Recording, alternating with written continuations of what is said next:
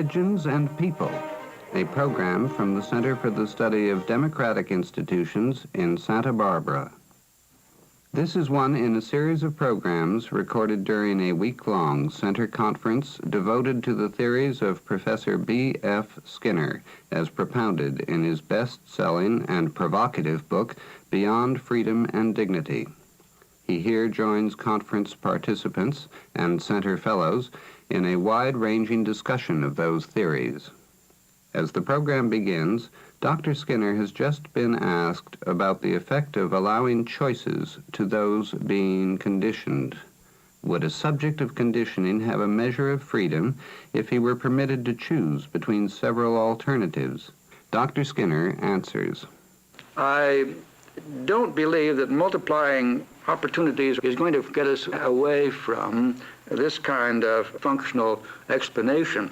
It does happen that when you get a choice situation experimentally, you run into very tricky problems. It certainly is not true in the case of a single response that the rate of responding or the probability is a function of how often you're reinforced. There are all sorts of violations of that. But in the choice situation, it's possible that something new emerges. But I do not feel that this is going to bring any element of real freedom back into the situation, any more than it would have done in the evolution of species if at any given moment a species could have gone this way or that, stayed in the water or climbed out or something like that. I don't think there was any freedom because there were two possibilities.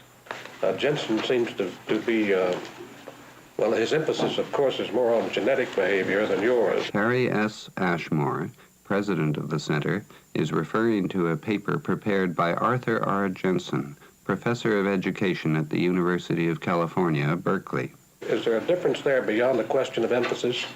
Well, I appreciate Jensen's review of my statements about genetics because I have never taken the line that if you take a child, you can produce anything, you know, make them a pianist or a businessman. I've never thought that was the case, but it has often been associated with behaviorism, and it should not be. The ethologists, with their research into inherited animal behavior, have helped to correct this, and I think what Jensen has done helps to correct it also. Maybe I didn't read Jensen correctly, but he seemed to be suggesting that you do not take adequate account of the differentials in behavior with your emphasis on environment. Well, I do take that into account, but in my own field of specialization is what he would call environmentalism. Yes. I want to change what is here and now in the genetic endowment of a person. When it comes to the problems of minority groups and so on, where there have been claims made about inadequate intelligence and whatnot, that doesn't bother me in the slightest. It doesn't matter. It isn't really a racial question. You do have this distribution of intelligences, whatever it is.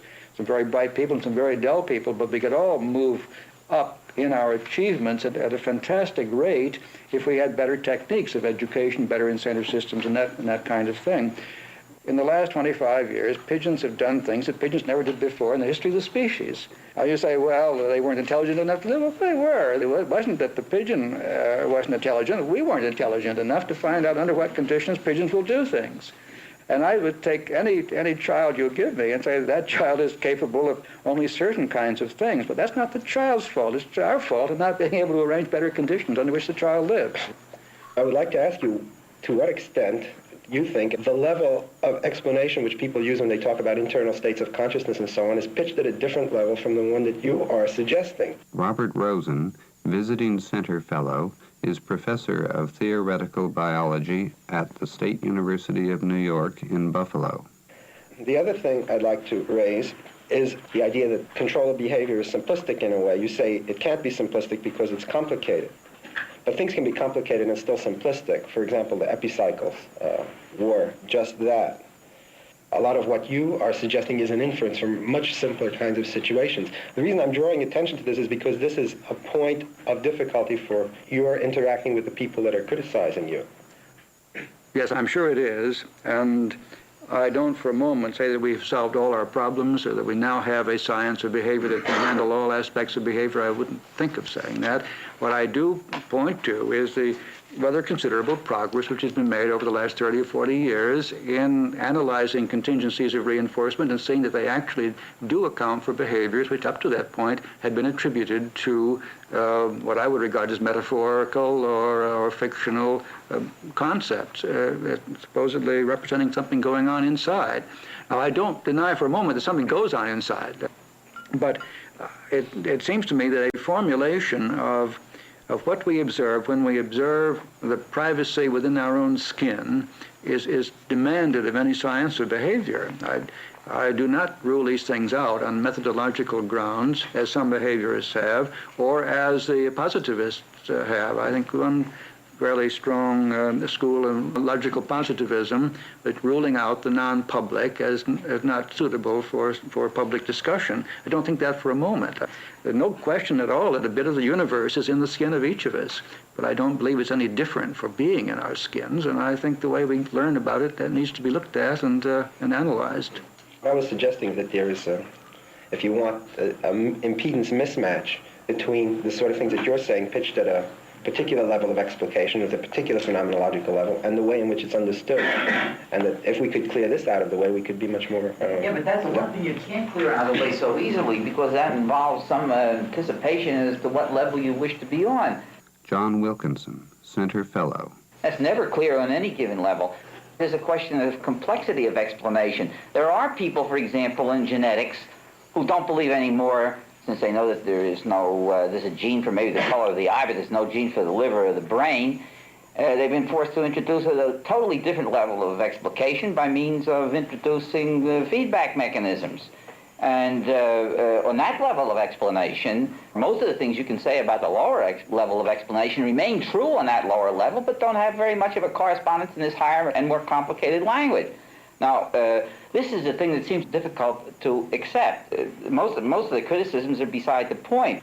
It always is the case in science that you have to go on to higher and higher level of explanation, as you do in genetics, and that many of the things that you have to say, while true on the level on which you operate, will probably not be true on some other higher level. This is almost self-evident.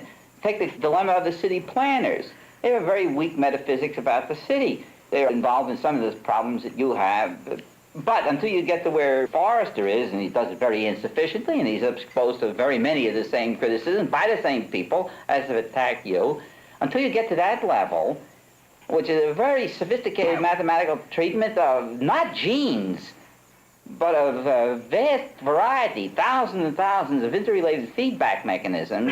Until you get that level, you can't really throw out some of the terms, because in the new language of greater complexity, there may be some of the terms which you do not find necessary to use in a lower level. This is what is the problem of general systems theory, and I think that all the objections should be pitched on that plane. This is the whole history of science.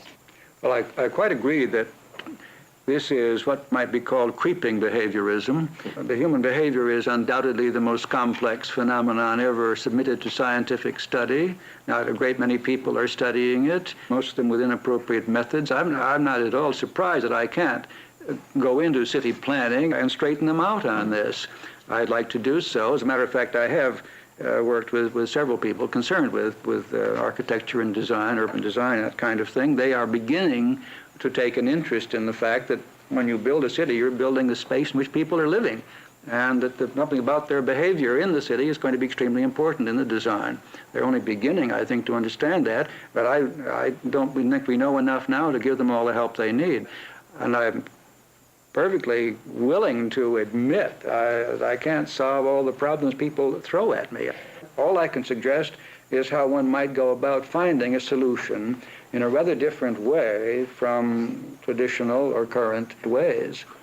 I think that your theories are abundantly strong enough to overcome most of the objections that are raised by political liberals on one hand, or intuitionists of some vague variety. Most of your critics have a very much weaker metaphysics than you do. If I understand the issue that's before us now, Harvey Wheeler, Center Fellow. it is the question whether or not, even if we grant everything that you've said about a behavioral analysis of certain kinds of mental behavior, there may, beyond that, be some kinds of synergistic effects that are similar to the 5 fingers or the liver produced genetically, but without a specific gene, that in mental phenomena cannot be explained on behavioralistic terms, at least as they stand now, or as you have given them explanation. But another aspect that I really wanted to emphasize in this discussion is that the language in terms of internal states of mind and the language in terms of prior contingencies are talking about the same events or the same phenomena, but at different epistemological levels, and they need not get in each other's way. And if we could straighten that out at the outset, there would be much more common ground. I have a terrible time reconciling two things that Dr. Skinner, I think, keeps saying in this conversation and also in reactions to books. Donald MacDonald is executive editor of the Center magazine. One is, and I think this is an exact quote, we don't have a complete science of behavior yet. And then I try to put that alongside of the claims that we are completely misled if we think we are the cause of our own actions. Strike out the word completely there, completely misled. We are misled, I think. At least, all I'm asking you to consider is the possibility that what we now have and what seems to be moving in a given direction will continue, and that it should be taken seriously. You're saying only that it's a possibility that what you've learned so far might lead to a total denial of human freedom. Yes, but I think it's gone far enough, so we better take seriously the possibility that it's going to go much farther. I'd like to get rid of the word phenomenological and also this word levels. Would this satisfy you? What has happened in the case of thermodynamics is that you have the laws expressing relations between volume and temperature and so on, which are valid as they stand, but obviously are not the complete story, because why does volume decline when you increase pressure and so on? Now, the molecular explanation of molecules banging around against the sides in there is something else again, and you can begin, of course, as time passes, to get to that level. It would have been impossible to start there. You start with the simple things. Now, I'm very willing to admit that the laws of behavior that I'm talking about have spatial and temporal gaps in them.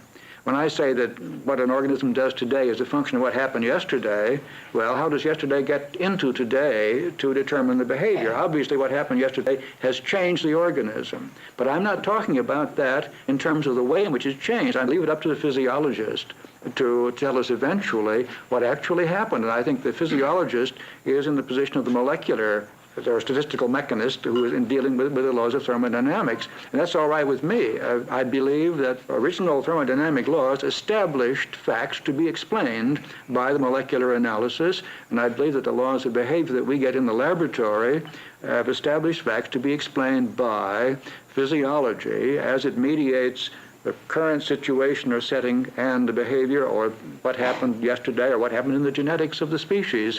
What I was saying was that you would be in the position of the molecular person, and that the person who uses the language of internal mental states would be in the position of the thermodynamicist. Oh, I was taking just the other way around. Yeah, right, yeah. You can would leave it open for ultimate resolution of the problem that you've mentioned on the basis of further findings when you know more about these molecules. You see, Freud thought eventually physiology would explain all of the laws he discovered between current behavior disturbances now and, let us say, sibling rivalry in the early life of the child. He was, I think, a determinist and a physiological determinist in his beliefs, if not on the evidence. But he, meanwhile, set up a mentalistic mediator. Punishment of a sibling when you're a child creates anxieties which survive, and it's the anxieties which disturb the behavior. Now, I want to drop that business. I know that people who've been punished feel anxious, but I also know that they do what they can do. One of the papers made this point about something about a man whose child has been killed in an automobile accident may kill the other driver because of his anger. Now, I don't think that's the case. He kills him because he killed his child. He feels angry as a byproduct of the whole situation. But I don't think you kill because of anger. You kill in situations which also arouse anger. That's all I'm saying. I'd like to modify the question in the directions that you suggest. Joseph Schwab, professor of education at the University of Chicago, is a visiting fellow at the center. I'd like to drop the notion of levels and drop the notion of their independence, and rather ask, using your word translation, whether the behavioristic language is adequate to take account of the factors which are more poorly and questionably taken account of by some of the mentalistic language. I'd like to take the case that you used. You undertook a translation of attention in the mentalistic sense to a behavioral language.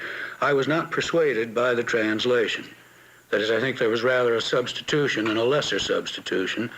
I'd therefore like to give you a situation which is susceptible of behavioral statement and see if you'd care to try a translation in this situation. Suppose that I'm in my living room. The Mahler second is on the phonograph and loud. I'm also thinking about a technical problem which I want to have solved before tomorrow, and my wife is talking, and there are some unusual irregularities in the hums and buzzes that come from my complicated kitchen. The complication now arises. At 10:01, I find myself, and I'm just simply going to say find myself, listening to a passage in the Mahler second, shutting out my wife and the kitchen and the problem. Then at 10:02, the same organism, except for the interjection of 1 minute, is listening to a repeat of the same passage in the Mahler second, and the same wife, and lingeringly looking at the same problem. And at this moment, I find myself animadverting to the problem and apparently shutting out my wife and Mahler and the kitchen. Now, the only complication I've introduced is the close proximity of two different behaviors at two different mildly separated moments. Now, could that be translated into behavioral terms? I certainly can't take a particular incident, imaginary or otherwise, in your life, because I don't know enough about the situation. But I would want, before I was through with attention as a subject, I should want to know what changes the attention we give to Mahler's second as we listen. You did say that the passage was being repeated. How do we know whether repetition isn't something like necessary repetition in the conversation, and that is when you stop listening. If you've already heard it, you've made the response there. Now, this is entire speculation on my part. I hope you understand. But there will be some subsidiary laws, which I certainly didn't mention, with respect to how long a stimulus can hold its control over you, and also to what extent something was going on with respect to the problem. There is fatigue of some kind which sets in attending to a given thing. If you work all day on a problem, you leave it. It's very hard for you to keep your mind on it, as you would put it in mentalistic terms. These things probably go on at a small scale, and all of these things that are happening, if perhaps your phone had rung at any time, you would have heard it. Why? Well, possibly phone calls are important to you. They are to me. These are little stimuli which are usually connected with often important things. They break into the Mahler, and maybe if you hear somebody hit the triangle in the Mahler, you think it's the phone because the phone is a terribly important stimulus getting through to you, and you respond to it as if it were the phone. I think the phone is a red herring, to mix my metaphors. That one I know you can take account of, its insistent character. But simply appealing to the fatigue factor with respect to stimuli doesn't seem to me to hold very well, since on the same occasion I might very well sustain my running analysis of the Mahler, so that what I referred to as a repeat passage, I now interpret in the terms of what has occurred between the first statement and the repeat, so as to see it as not being merely a repeat of a thing, but a new part of a growing structure. And I could sustain that for, well, in the case of Mahler, you sometimes, unfortunately, have to sustain it for some 30 minutes. The incident that you mentioned, of course, is extremely complicated. There are all kinds of things, all kinds of factors that are involved. Vitaly Ryzenko is director of the Operant Behavior Modification Project at Mendocino State Hospital in California. If your wife is talking, I would look to find out whether what she's talking about is reinforcing to you, whether you want to hear it, whether the sound that you hear from the kitchen is aversive, Whether the problem that you have in front of you that you want to solve by tomorrow, what components of aversion or reinforcement has that problem? But you didn't take account of the only complication I was trying to introduce, which was that these various incoming stimuli change their valence from moment to moment. Change their what? Valence, that is, from aversive to reinforcing, or that you can't pin these down, it seems to me, as having a sustained sign value. My wife could be leafing through the New Yorker, and the remarks could be quite trivial, so that I think, at any rate, that I'm responding to wife rather than the content of her statement, or not responding to wife. I don't deny that there are extremely complicated examples of this kind, but it does seem to me that you are more or less accepting my explanation of attention as being a matter of the control exercised by stimuli, and I would suggest, for example, that if it becomes extremely important to you to get that problem solved, you will turn off the Mahler, you will go to your room where you can't hear the kitchen and there's no one to talk to you, and so on. In other words, we have already learned that if you want to maximize the effectiveness of one particular stimulus area, you cut out all the others you can. Well, I don't really agree, Mr. Skinner. I'm worrying about whether you can dismiss control of rather than control by the stimuli, other than by turning them off. And it does seem to me that this kind of private communication one holds with oneself affords some evidence of a capacity to do that. And it becomes most evident in behavioral terms when you do make comparisons of close moments of an organism rather than take a single homogeneous sustained situation. Oh, yeah. I've got just one very brief question of fact arising out of the child and the motorist case. Alexander Comfort, medical biologist and director of aging research at University College London, is an associate of the center. Professor Skinner, you say the anger doesn't cause the killing, it's the stimulus.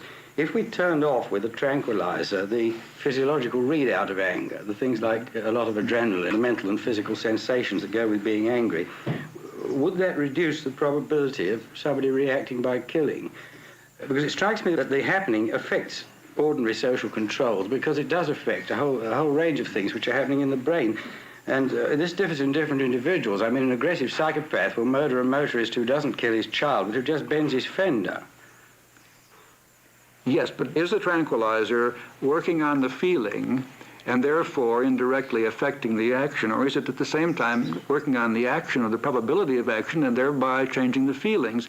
The tranquilizer as an extra variable here does not really distinguish. We like to feel that if we take a tranquilizer, we feel less likely to insult our boss, and so we're safer when we go to work with a tranquilizer. But is it that it's changing our feelings, or is it simply changing the probability that we will insult our boss, about which we will also have feelings, of course? I think it's probably changing a whole lot of things that are going on in the black box, and I think we're probably mistaken in separating feeling, which is the name of one kind of readout we experience, from conation and action, which is what you're talking about. I had a debate once with a philosopher about this, and he argued that it would not make sense in interpreting Shakespeare's Othello if we didn't say that he murdered Desdemona because of jealousy. I think that doesn't make any sense at all to say that. That leaves him completely unmotivated.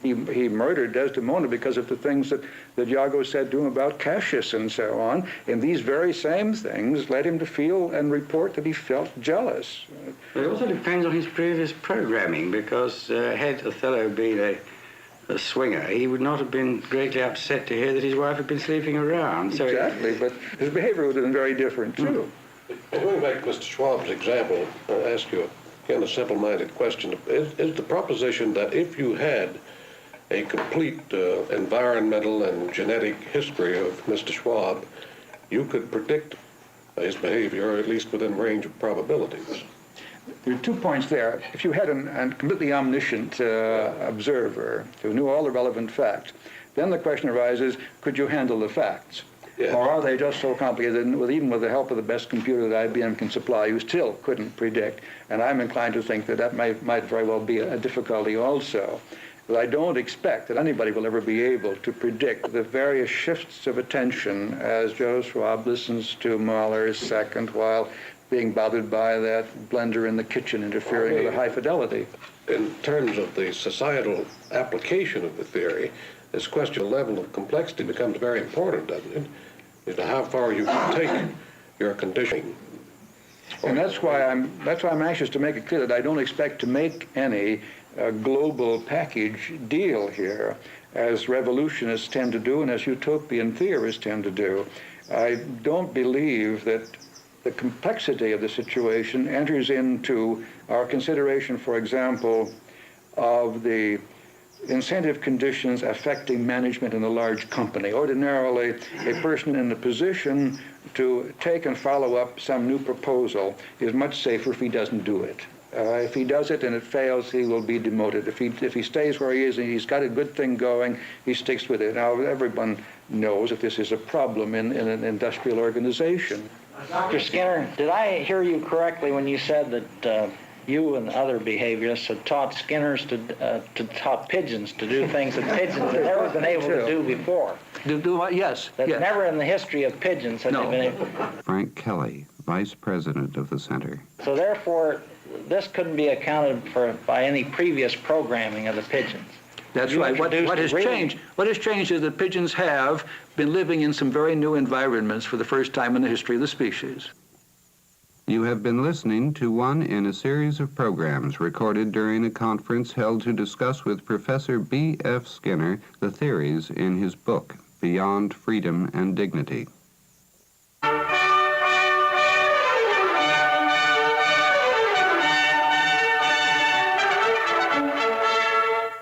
This program originated at the Center for the Study of Democratic Institutions in Santa Barbara.